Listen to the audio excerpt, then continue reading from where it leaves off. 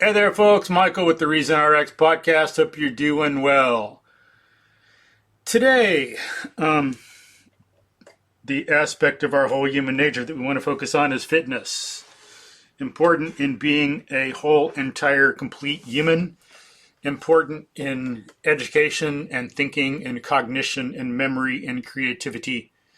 As more and more people are finding out, again, rediscovering, as probably people used to know a long time ago, but some people having to rediscover it because of sedentary behavior and all this stuff. But as is brought up in, for example, the book Spark by John Rady, the new science of exercise and how it influences the brain and mind.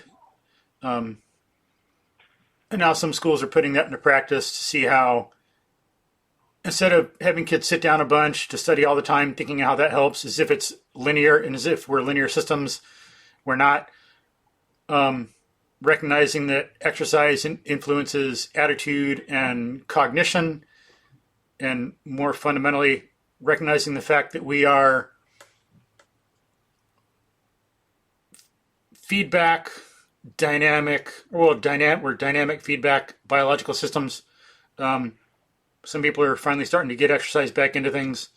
More recess for elementary kids again, which people used to know to do, and that's having to be rediscovered.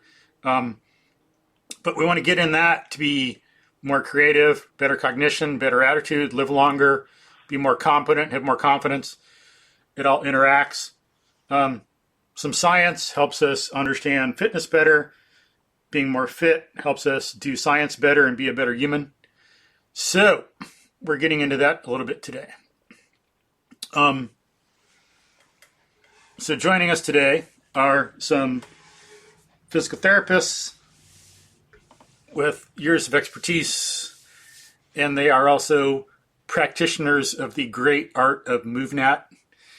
I think we're all level like 2.5 or 2.7.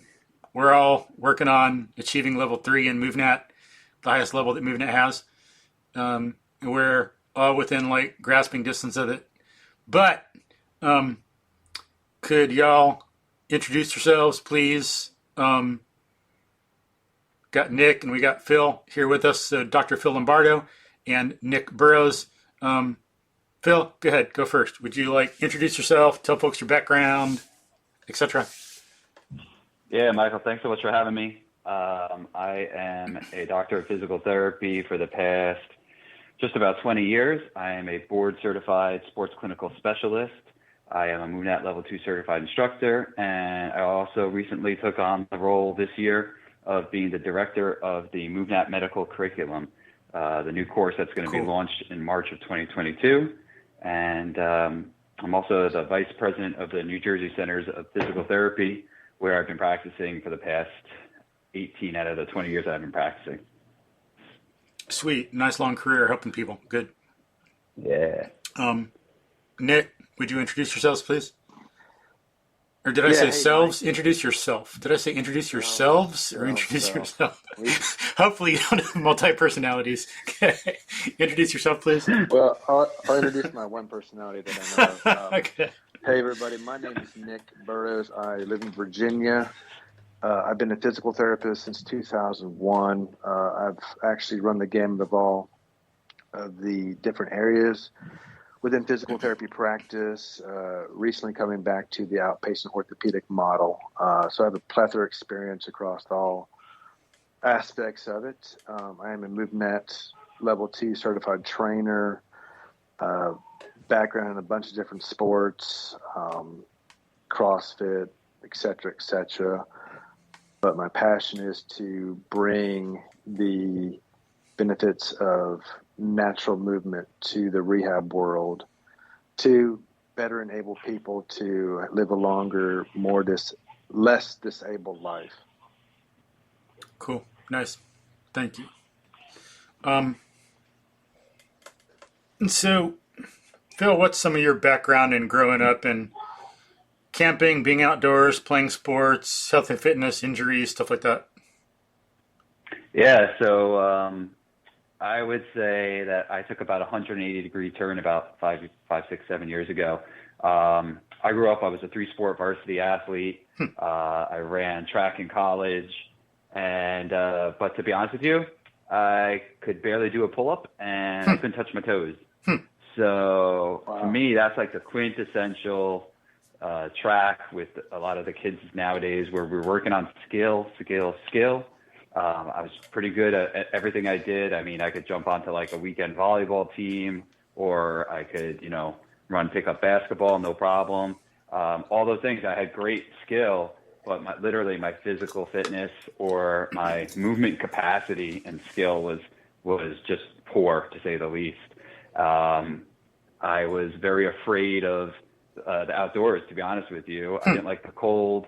I didn't like bugs. I didn't like rain. Like you name it, I was averse to it. And but again, as I grew and I don't know, maybe matured and wised up a little bit, I started to get a little bit more of a connection to the outdoors and realized how much I really enjoyed it personally, just, emotionally being outside, being away from everything else. I think a lot of people have that same story, where you find a peacefulness and a calm, no matter what you're doing, if you're hiking, if you're just hanging out with friends, or if you're at a park. And so I brought that to my family, and I've since then gotten into, certainly some longer distance hiking. I just did the Presidential Traverse this last year, which I just absolutely blew my mind. And it was a challenge physically that I would have never in my wildest dream as a teenager thought that I would ever do. Even maybe 5 to 10 years ago, I would have never thought I could do it. So having this diversity of training through MovNat, which again, I discovered probably maybe only 6 or 7 years ago, but jumped in really 2 feet, 100%, has turned me around in my mindset as far as what I'm capable of and what I'm comfortable with and what I'm comfortable with being uncomfortable with as well. So it kind of really opened my mind to the physical capability of it, but also the emotional and mental capability as well that goes along with that. And that's something that's really stood out with this practice of movement that has a lot to do with our emotions and our cognition as well. So I've really enjoyed that aspect. And again, it's really changed my life I've done everything from, straight strength training, Olympic lifting. I did a little CrossFit for about 2 years. I've done yoga for 6 months, and now I just love going out and getting on my paddleboard and going out into the water. So, like I said, a little bit of a 180 from growing up, but still feeling like also I have more that I could explore and more that I could go and find out. Yeah, cool. What's this Presidential Traverse thing? Presidential Traverse is 11 mountains in New Hampshire that cover a total of about 23 miles. Each mountain is named after one of the presidents, and it covers, I think it's 5,000 or 6,000 feet of elevation over that time. So it took us a good 12, 13 hours to do it. But it was there's definitely about 3 times where I said, I should not be doing this. This is a terrible idea.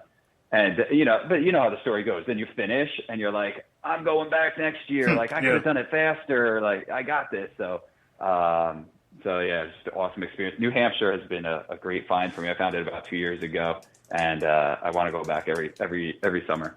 I highly recommend it. And you say it's in New Hampshire? We got that right? Yeah. And is it like hiking or running?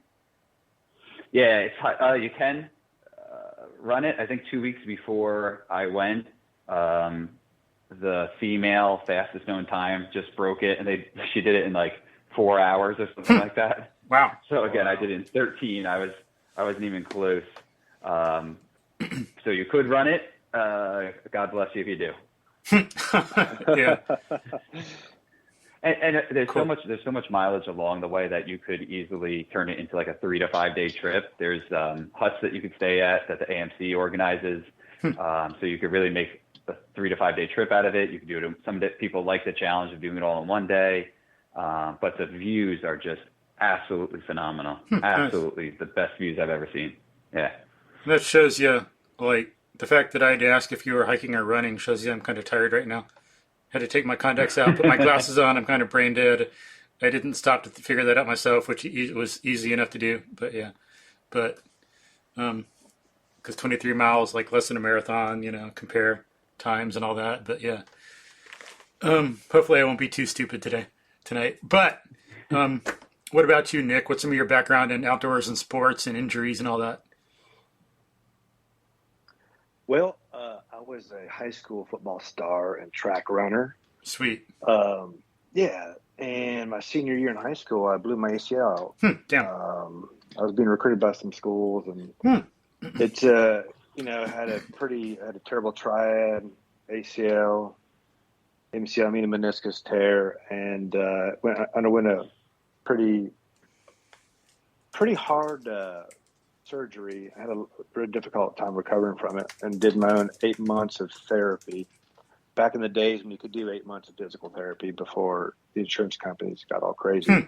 But and then in doing that, I discovered my love how exercise could be used as a medicine for people's bodies, and that's what led me to go to undergrad and study to become a physical therapist. So it's kind of like one door shut, one door open type of situation. Yeah. And then I went to PT school, graduated 2001 from Virginia Commonwealth University in Richmond, Virginia. And, my sporting career was basically had stopped at that time, and got back into, did the whole lifting weights thing and in college, and, growing up outdoors, did a lot of hiking, a lot of camping, but I would say that I was pretty removed from the outdoors for a while. Developed a lot of bad habits in college that kept stuck with me for a while. Quit exercising. As a PT, I would go to work and just come home and open a bottle of wine or something like that. And that happened for years and years and years.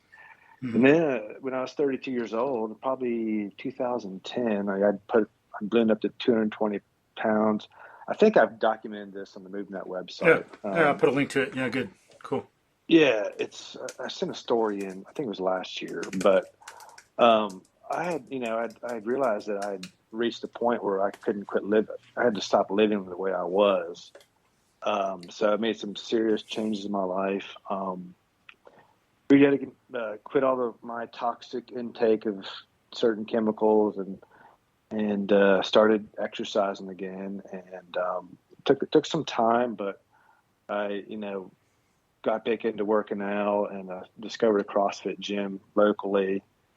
Got back and started doing some CrossFit, and started running outside more and more, started hiking again, and really rediscovered my love for exercise and how much I missed how it made me feel. So did that for a while, and I honestly got burnt out on CrossFit. I just got sick and tired of killing myself in the gym. I ended up stopping that in 2018. I had lost a lot of weight, gotten stronger, and feeling better, and got having all the toxic elements of my life out. My body had healed itself. And then in 2019, I heard a podcast with Erwan LaCour on the Paleo Magazine radio, and I was like, what is this natural movement stuff? Never even heard of it. Yeah. Never even heard of it, and I was like, who's this cool-sounding French guy? So it really perked my interest, and I got online, and I saw his video, the Workout the World Forgot, and I was blown away by what this guy can do. Mm-hmm. It kind of made me think of, man, this guy in his training is able to do this stuff. And I had been training CrossFit and, lifting weights and running. And I looked at what he was doing, and I told myself, there's no way I can do any of that. Yeah.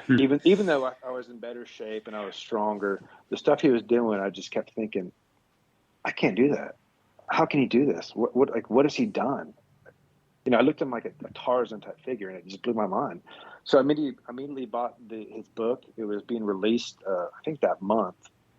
And I read it, just 500 some pages. I read it in 2 weeks. I just devoured it. I couldn't get enough. And then I immediately started my practice, rediscovered my love for the outdoors, started training outdoors, going to parks, and just really taking it all in, noticing a change in my demeanor and my physical structure. I lost even more weight, felt better. I mean, all the things I had done to destroy my body in my 20s, my early 30s, I felt like I had actually started to heal it then. So it was almost a recuperative, reparative type process for me. And that's where it's led me to today. I fell in love with the system. I fell in love with what natural movement can do for an individual if it practiced properly. And I dedicated myself to it. And that's why I started in the certification process and added it to my PT practice. And now I guess you can say I'm an ambassador for it. Cool. Yeah. So nice. That's where we are now. Yeah. Cool. So, yeah, same. It's helped me out a lot too, that MovNat stuff. And now I'm at 170. I was, 10 years ago, I was about 220. It's pretty crazy. Wow. Nice. Yeah. So what do y'all think about the current state of Americans' fitness and health and the fitness culture and all that? That's a good one, Mike. Yeah, this is a good one. I was actually, for a while. yeah. That's I'm going to try to figure out the best way to focus it down, and we can pick it up again in some future podcasts, and so we can pick a few elements to discuss right now or whatever. Save some thoughts for later. Well, there's two things that I boil it down to. The number one is people actually coming to terms with what they're actually trying to accomplish. I really feel like, whatever is put out in front of you and that is told is the best or the easiest or is good for you. Let's take going to the gym and lifting weights. There's no doubt in my mind that is good for you. That is 100% a good idea. If you're doing nothing, go to the gym, lift some weights. You will live longer. You will be healthier.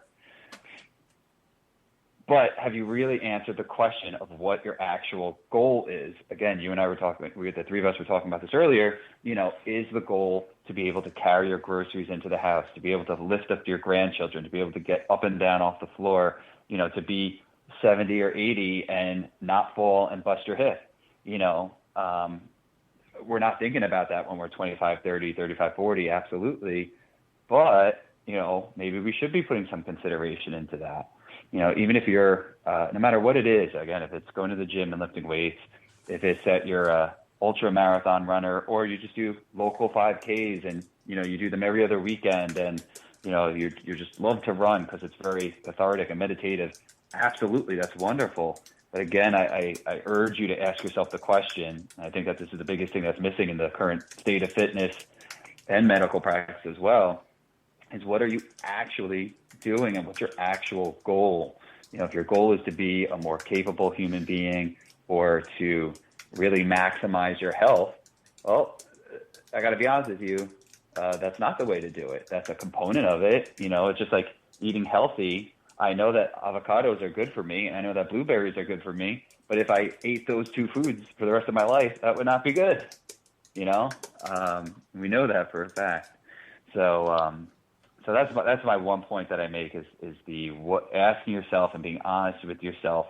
What am I trying to get a little bit more healthy than I am right now, or am I trying to really maximize my life as a human being? And it was just not as complicated. When I say it, it might sound like a big, deep, complex question, like, oh God, I don't have time for that. But it really isn't that hard. And the MovNat system proves that through e-courses, certifications, classes in your local neighborhood. It's very, very easy to integrate it into your life, into your home, your backyard, wherever it might be that you do it. So that's number one. Besides which, you don't have to learn how to use a compass or read the stars, but if you don't, you're going to be lost. That's a guarantee. Exactly, man. In a proper situation, I'm not saying when we have GPS or in this modern society, I'm saying take a place where we don't have GPS and you're out somewhere. If you don't know how to read a compass and how to navigate, you're going to be lost. You must learn the skills of navigation. Likewise, you must think about your goals, otherwise you're lost. And you're not achieving what you want, you're not living, it's a failure, ultimately. But go ahead. Sorry. Yeah. What? I think of it. Yeah, I think of it from the standpoint of mindfulness and awareness. Mm-hmm. You know, are you living an awakened life, or are you going through the motions because your neighbor, you know, are you just following are you able to follow the stars and follow the compass, or are you just following your neighbor because he's walking in that direction? So you're saying, okay, well, I don't know where to go, so I'm going to follow him, you know, and he goes to the gym, so I'm going to go to the gym, you know, or wherever it might be. But that might not bring you to where you want to be and to hitting your goals. So, and then the other person. So start a different direction and get a group going that way. So you still got the group cohesion. You're doing the group thing as humans naturally do, but you're doing it right. That's a function of reason, having our conceptual aspect connected to reality instead of detached from it. We need reason. We need logic to get the social stuff done right and to be real ourselves and many other reasons. But one big important thing logic does is help us direct the social aspect of our nature and the group cohesion stuff we naturally want to do to be good for life and not antithetical to it. Yeah, man. Yeah. But yeah, there's so many components of the decisions that we make. Again, our upbringing, the social environment around us, you know, our emotional and mental capacity at the time. You know, I don't have time to learn anything right now. Okay, that's true. Good. Mm-hmm. You know, I don't want to tell everybody that they need to reinvent the wheel or they need to learn this entire new system. No. You know, these emotional components and the mental components are very, very real, and I don't want to dismiss them and just roll over them and say, like, you know, obviously simple answers are a good place to start. But then again, like I said, taking it to the next level and thinking about what you truly want to accomplish, you know, put a little, you know, a little extra time into the planning aspect of it will, you know, infinitely improve your outcome as opposed to not planning and just jumping right in. Even plan vacations. If you can plan a vacation, you can plan some fitness.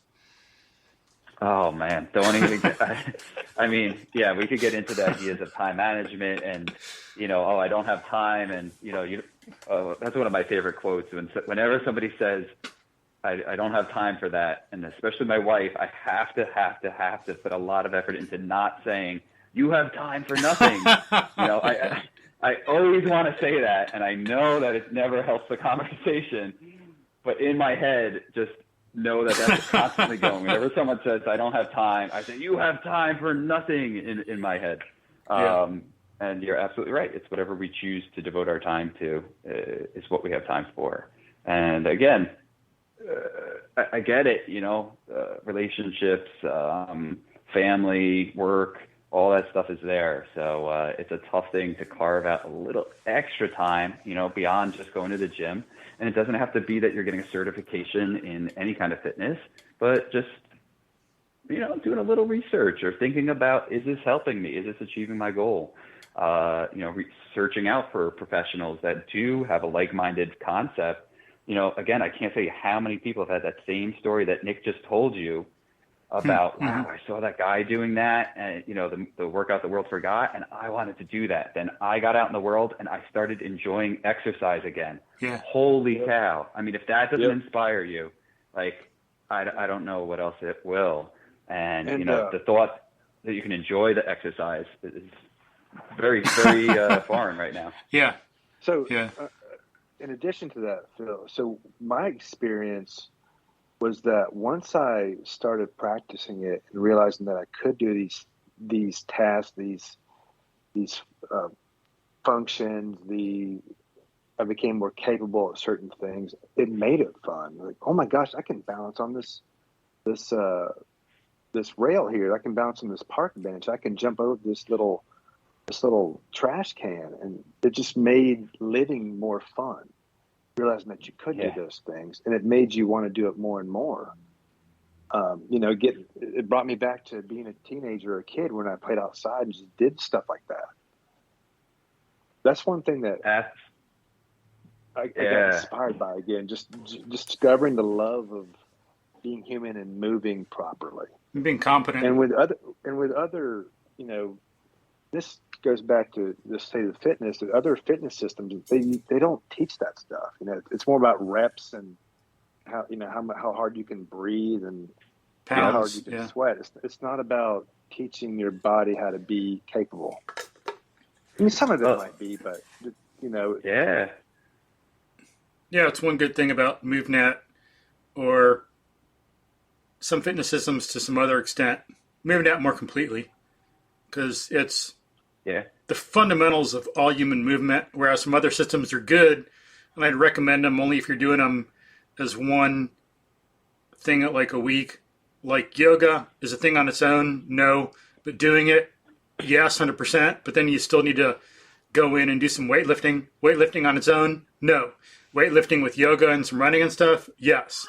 Or if you want to focus on one thing, still do the other stuff to be a complete human mover. But yeah, a lot of the stuff people have to measure themselves by is what? Just numbers or times.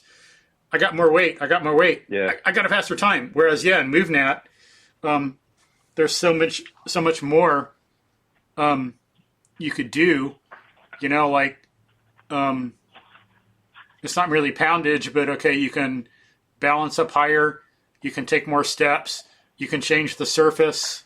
You can jump further. You can jump up or down. You can jump to all these different surfaces. And all this groundwork, and there's just so many more dimensions that you can measure and achieve in instead of just going from 100 pounds to 110 pounds or whatever.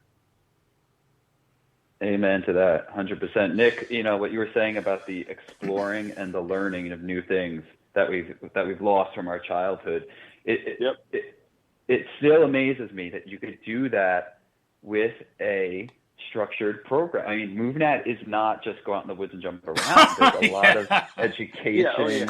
I think that's a common misconception, right? There's a lot of structure. There's a lot of programming to it. Doing it right. Clark developed the whole program to it, the program aspect of it, and it's just been phenomenal. There's no way I could go out and do a swing up on a tree limb if I didn't start at the basics, which I did. And I remember the first time trying to do a swing up on a pull-up bar, and I was like, I better get this down. I need to really focus on this movement. But once you get it down, you can apply it in more complex environments like nature, and then you realize this is fun, man. I can show people how to get on top of this tree limb. It's no big deal. How many people have you ever known to say, like, man, I really want to get those bicep curls. Like, I can't get these bicep curls down, and I'm going to work at it to get my bicep curls, right? Like, it's not fun and exciting. Maybe the outcome of having big biceps is fun and exciting, but again, this is that learning, that exploring, and I think that this is another thing that's really missing in fitness and in medicine as well. And so to be able to bring that back at 43, like for me personally and for my patients, and we were talking about that before, Nick, like the same thing. No one's ever been excited to do TheraBand exercises, but when they accomplish,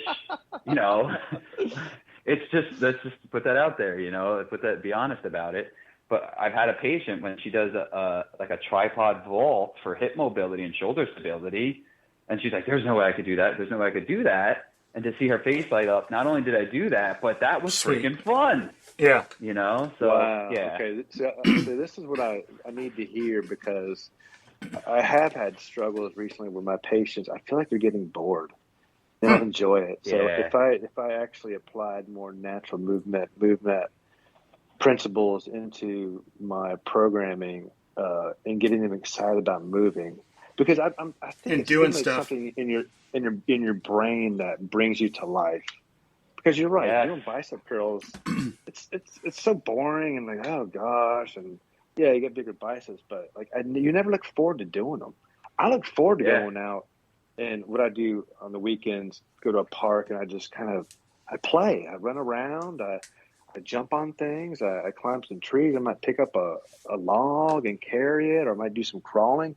I look forward to that. It's almost like it opens up some exploration in my mind that I need to experience. Does that make sense? Yeah. There's a purpose to it. Just like one guy I worked with a long time ago, even before I was certified,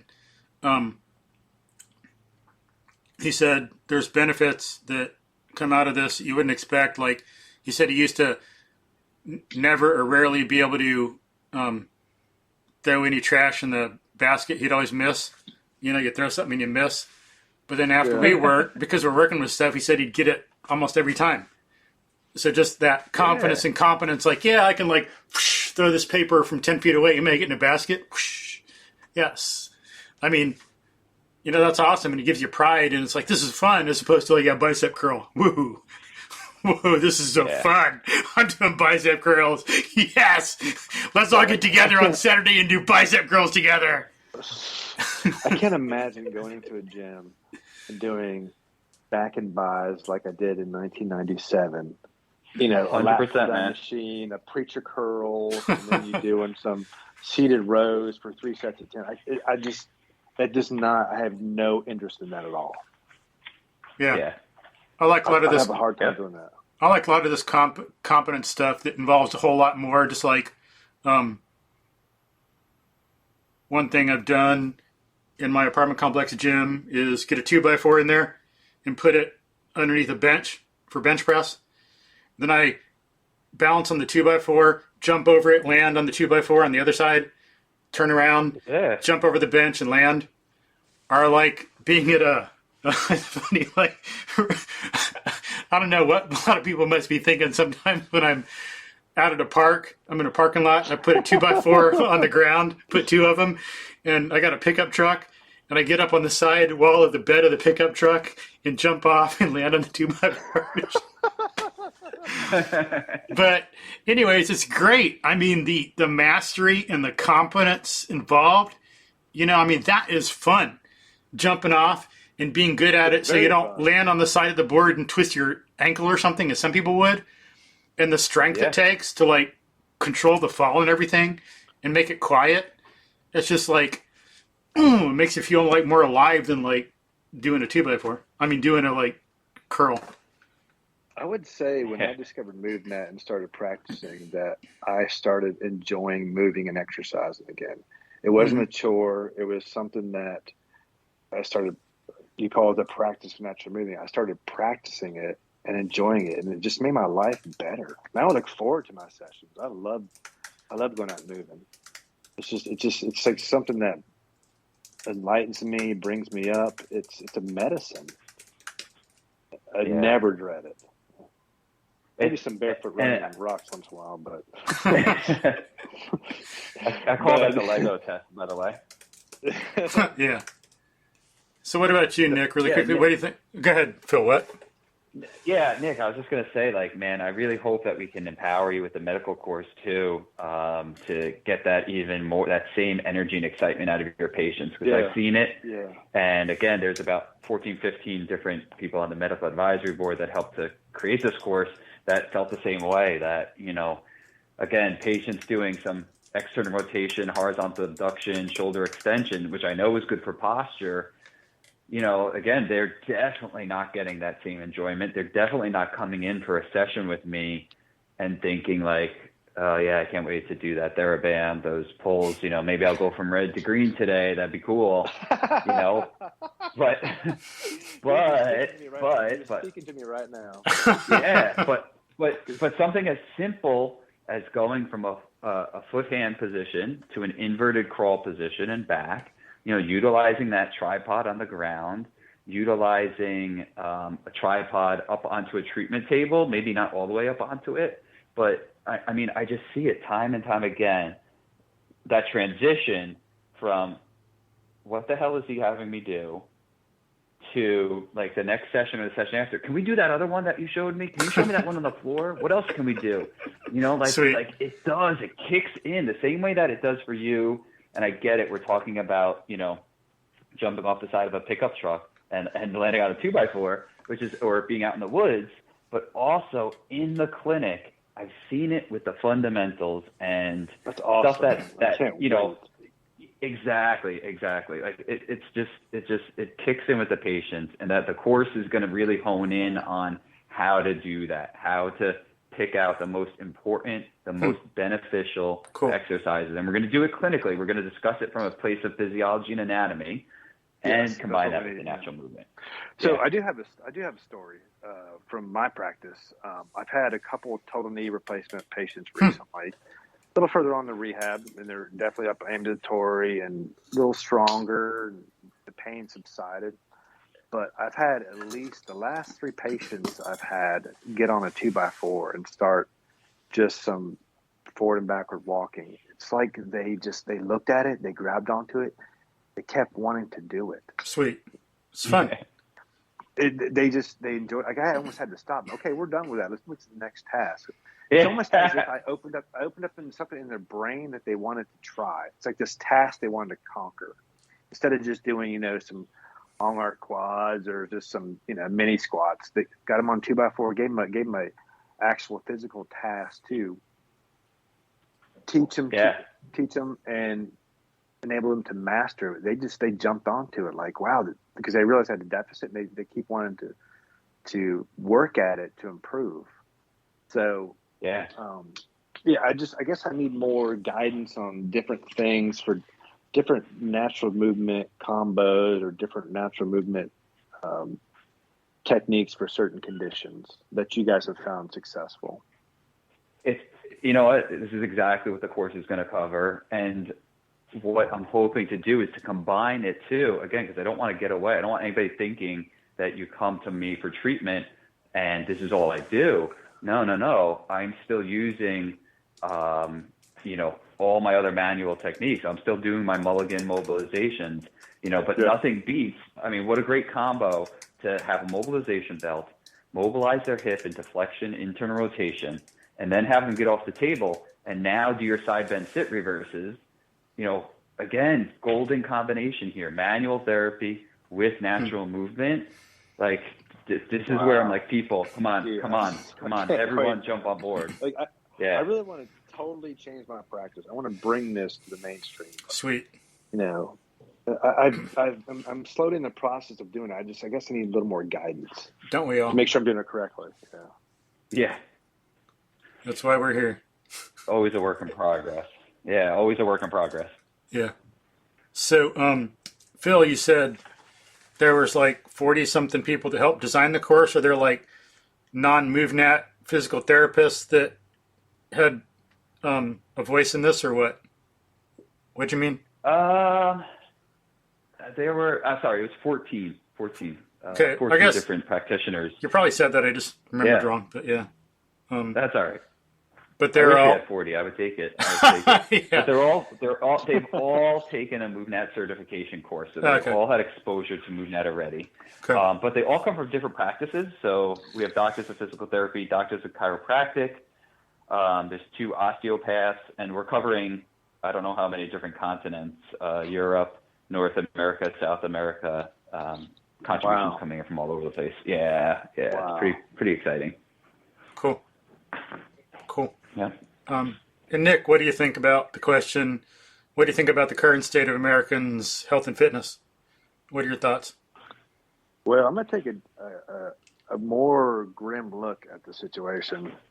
Well, first of all, I live in Appalachia, so I see a lot of debilitated, obese, sick individuals, especially when I did. Isn't that where home health? Isn't that where Deliverance was filmed? Or was that more in the South? You got to go there, don't you, brother? Yeah, I haven't seen that movie in a while. It's crazy. Yeah, okay. Back to reality. Sorry, anyway, what? But on a serious note, it's just not only affects this area, but most of America. Yeah, I hear that sadly. Houston is the most obese city in the world, America, by the way. Yeah. So I mean, it's nothing that. I guess you can't put a blame on one specific thing. It's just a combination, a confluence of things that's happened in this country. Mm-hmm. Our poor food system, and the technology that has come about in the last 20, 30 years has made people, you can just say, lazier and not needing to move as much. So we have massive movement deficiencies across the board. And I think I read a report recently that 48% of Americans are now considered obese. I'm not talking like just overweight. I'm talking clinically obese, which is, a BMI of a certain number. I can't recall the number right now. So it's not looking good. And with the recent COVID pandemic, and the data is clear that it mainly affects the overweight population more so than the metabolically healthy population. So I would say the current state of the health and fitness of this country definitely needs to be better. And we need us as practitioners in the medical world, or even MovNatters or any other trainers, needs to do a better job of educating people on the importance of moving. Recognizing that we do have movement deficiencies and people aren't getting out, aren't doing what they need to do to keep their bodies in shape. And you have to do it from a compassionate standpoint, not a finger pointing standpoint. And, when I'm out in the park doing my thing, doing my movement practice, or I'm out jogging, or I don't see anybody out there. I see nobody. I'm always by myself. Like, where are people? Why is it sunny out? Why am I running or going for this jog or out here? It's too bad. Why don't I see other people outdoors enjoying themselves? Like, it blows my mind. And then you look at what's happening in our society. It's cell phones, it's internet, it's tablets, it's indoors, Netflix, Prime Video. Just everything is at our fingertips, and people are getting their dopamine hits inside their house, watching the Netflix shows on the phone, looking at YouTube videos. They don't understand, or they're so removed from their natural environment that they don't understand that the benefits of getting outside and getting those dopamine hits from moving outside and things like that. So big tech and all these other things have hijacked the health of our country. At least, most everybody. I'm not saying everybody, So I think this needs a better broadband education across each state, at least in this country, these are the things that are going on. This is what we need to do to remedy it. Now, I know there's certain cities in America that have a very active population, but they're isolated. Most of the quote unquote flyover states, people are not healthy anymore. And, they're taking. I can't tell you how many people I saw in my practice when I worked in a nursing home or a home health situation where I went and visited very disabled, typically older people that have 25 medical conditions, taking 20 medications a day. Wow. Yeah. And it was like no big deal. And they see, you go in their house and you just see the crap food they're eating. They can barely get off the bed. They can't roll over. They can't bend over, touch their toes. They don't even have enough mobility and strength to get off the toilet without help. And this is a culmination of just a poor movement deficient life over years. Mm-hmm. So, one of my goals is to kind of reinvigorate the population. Say, look, movement is medicine. It will change your life. You won't have to do this anymore. You'll be much happier. Being physically capable will make you more happy, make your life more enjoyable. Because you won't struggle and you won't have to worry about this, and this. So, I wish. I don't know what Phil thinks about this, but I mean that's from my observation. Nick, man, that hits my heart so much because I think about like you're saying about technology, and Katie Bowman talks about outsourcing movements. If we choose not to, exactly. If we have a backup camera on our car. It's a nice thing. It's a little luxury, but now we don't have to turn our head and look back over our shoulder. So, again, it's a little thing. But if you think about all that stuff that you talked about, cell phones, you don't have to even go to the computer to look stuff up anymore. You don't have to get up off the couch. All these little things add up, and it's a societal and ecological movement or lack of movement, that's the movement that's happening. Yeah. It's the I can't help but go back to that Wall-E movie where people just keep moving less and less and think, this is another luxury. This is another luxury. And it's a little step, but why shouldn't I have that? I deserve that. And they think that comfort will make them happy, like a king, the kings have that or the rich people have that. So why shouldn't I have that? Then they get it. But like you said, Nick, I mean, you hit it on the head, like getting out in the park, moving around and doing something. I can't tell you, like, I can have 10 good things happen to me during the week, but nothing beats being at the playground with my kids, hands down. Almost, I can't say 100% of the time. Sometimes they annoy the heck out of me, just being honest out there. But for the most time, I love being there with them. I love seeing them play. I love trying out something with them. And you're experiencing that. And I think that society just has it backwards. I want luxuries instead of, I want playful happiness and joy, simplicity. But that's just my perspective. I can't say that's, everyone feels that same way. So also when I do notice people outside enjoying nature, enjoying being active, they're typically just walking, which is a great movement. I walk a lot. It's great, but walking, you need a little more than that. You need to be able to get off the ground, bend over, carry things. Yeah. All what we preach in MovNat.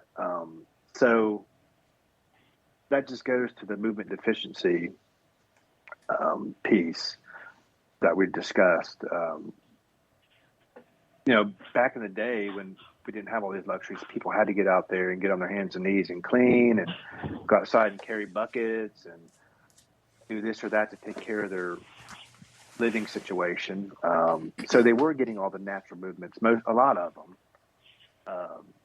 But now, people, at least in the elderly population, get outside, they're just walking on a level surface.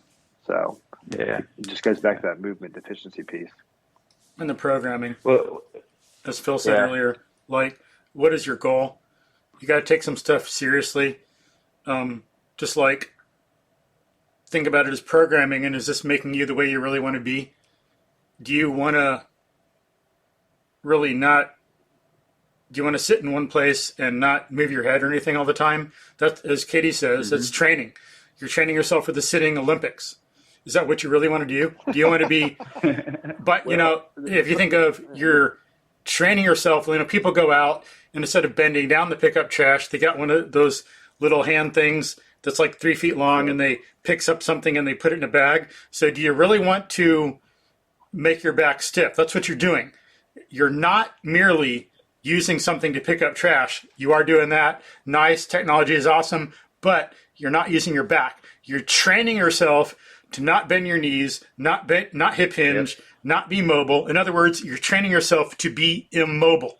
Is that what you really want? Do you really want to make yourself be immobile and weak by sitting, using this trash pickup thing, not even turning your head to look over to see how you're backing up or anything like that? Do you really want to not move your eyes? Or with programming, as you said earlier, Phil, you got to think about your program. Is your goal to be a static, dead statue that can't move and that looks good? Or do you want to be a fluent, dynamic, powerful mover like Bruce Lee? Do you want to be dead and not be able to do much? Nice. Or do you want to be lithe and powerful and agile and a beautiful mover like Bruce Lee? And so you got to really take seriously, as you said earlier, Phil, what your programming is going to accomplish. What is your goal? Does your programming really accomplish this? If you go and you're doing a bunch of curls and so on and so forth, you're making yourself stronger. Okay, but is that really taking you to where you want to be? And you better take it seriously because it's taking you somewhere whether you like it or not. Do you want to get on that train? Because you can't get off for a while, So you got to take that seriously. And then one thing is quick too is like, besides, like you said earlier, Phil, you need to run, you need to lift weights, they make you stronger, but as Gray Cook and Lee Burton always say of FMS, first move well, then move often. Do that stuff, but make sure you're doing it right. Otherwise, you're destroying yourself. Even if you're trying to be like Bruce Lee instead of a static statue, you're strengthening dysfunction when you do that. Please do not do that. I beg of you people, please do not do that. That hurts my heart when I see that. I think it's also important that us in this field get the message out to just the layperson that, look, you need to move your body. It's medicine. You do not want to find yourself a situation when you're 65 or older and you can't get off the couch, or you have to use a walker to get to your kitchen, or God forbid you're so unstable and weak that you could fall down and suffer a subdural hepatoma or a broken hip. If you did these things properly, you won't have to worry about that later. You know, a lot of things I use in my patients to get them to stay compliant with the things I teach them. I said, do you take time to take your medication every morning? Like, yeah. I said, well, won't you take time to do a little 5-minute movement session? Do your exercise. Yes. And they're like, oh, yeah. Because I keep saying, I'm a physical therapist. I believe, and the research shows that movement is medicine. It takes care of your body. In fact, I would go on to say that it's a lot healthier than taking some of that pharmaceutical stuff they're putting in their bodies. Have you read the book Spark? Nick? No, I need to write that one. No. Can you send me a link? He talks a lot about that. Yeah, I'll put that. Yeah. There's the book. There's the author. It's on Audible, or you can read it, but highly recommend it. And he talks about some of that stuff. How a certain amount of exercise is proven to be like better than a certain amount of like medication that's used for similar things. But so, guys, think about. Sorry, go ahead. It just popped in my head. I'm sorry, I don't mean to interrupt, but no, I was like throwing that in. Not that I watch that much television anymore, but usually every third commercial is a pharmaceutical ad. What if there's an ad for a certain movement? Do this, and you're going to prevent your hip osteoarthritis. Do this, do this, and you won't get frozen shoulder. Do this, and your back won't hurt. Just imagine that. Imagine a world where that was the messaging instead of sitting down and popping your pills or whatever. Yeah. You know what I'm saying? Yeah. Yeah, that's the sad component of our life, is that's the one hurdle that I've not yet. Well, I think I have figured it out, but it's the biggest hurdle still. It is almost impossible because marketing has really done a good job of tapping into neurocognitive behaviors. I mean, really, what color, what words to say, every single thing that's going to spark something in your brain. It is so hard to overcome that. I mean, that is so hard. Yeah. Marketing. And my wife often asks me that. She goes, I can't believe it. How do they offer that? And I say, because people buy it. That's why, you know? And I mean, I'll be honest. It's a cycle. Yeah. I see some of these pharmaceutical ads, and I think, man, I want to take that pill. That is incredible. Yeah. They've got it down, man. Yeah, they do. They really do. But think if we could shift the paradigm to making movement or just exercise, fitness, outdoors, the stuff that we preach, that appetizing for people. So so Nick, 100%, and this is going to go back to the course of what we're doing, what we're teaching our patients. One thing that I ask my patients, and they can connect to this, I say to them, you and I both know that as we get older, we accept checking things off our list that we can no longer do. Oh, I can't get down on the floor on one knee. Oh, I can't, get out of a chair without doing this. Oh, I can't lay down on a hard surface. And we agree to these things, and we keep checking them off year after year after year after year. And I asked the patients, I said, would you like to stop that and add a couple things on? And you know the answer of what they say. You know what I'm saying? So yeah. So I'm a dreamer. I'm with you. And someday we're going to have a commercial, Nick. We'll put the commercial together. And we'll be running with a kite. We'll have a kite and a dog. And we'll be in the park. But until then, we're going to do it on the ground level and connect with people's emotions that way. Use our powers for good. That reminds me of a commercial I'll send y'all later, a link to. Maybe you've seen it before. It's from like 5 or 10 years ago, but it's hilarious.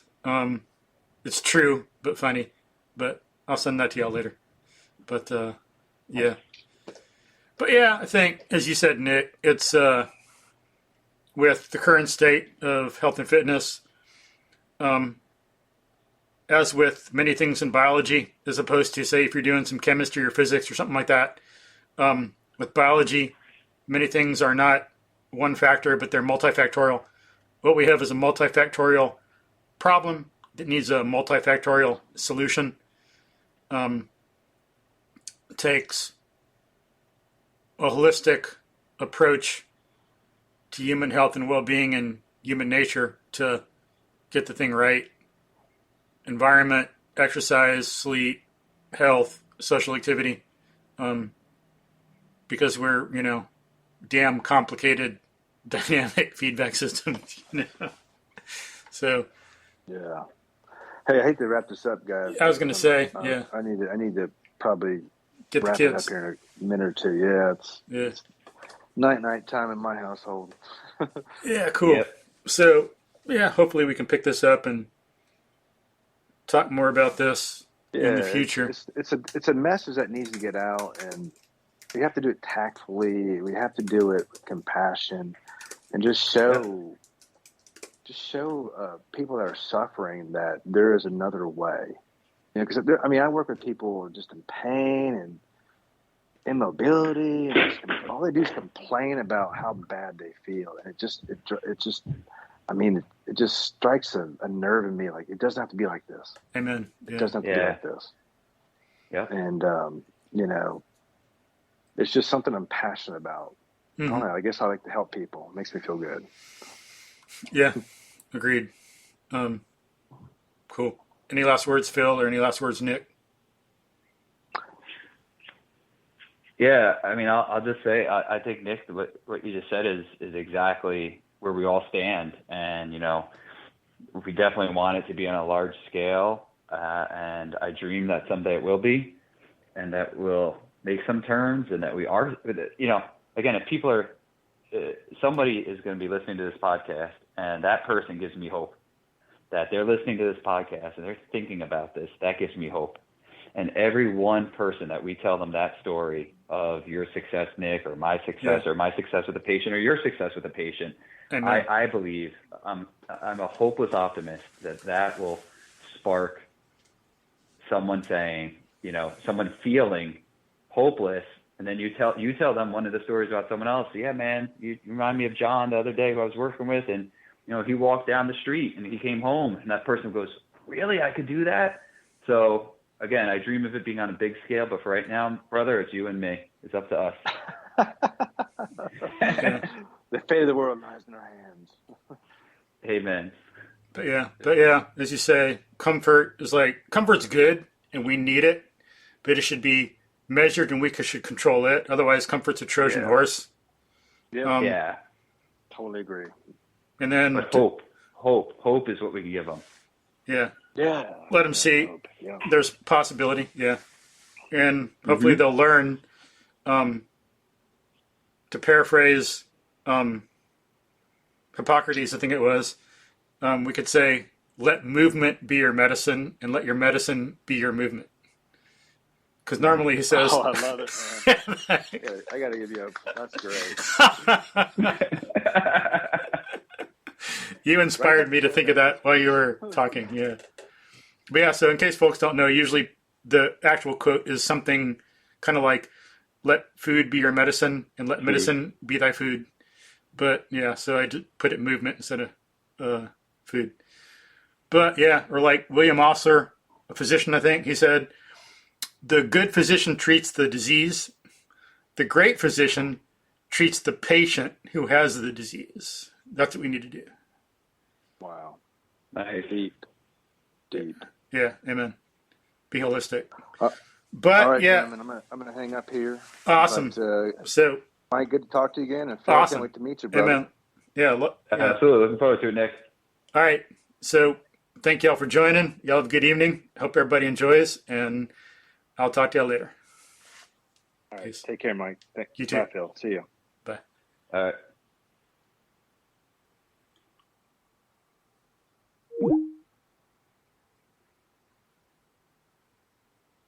All right, folks, hope you enjoyed that.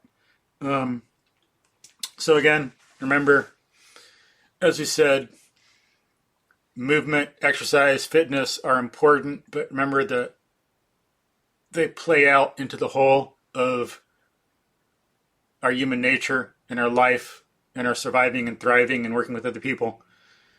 Get some fitness for the normal conventional benefits, but it will help you think better, have better attitude, live better, be able to do stuff and play with pets and your relatives and kids.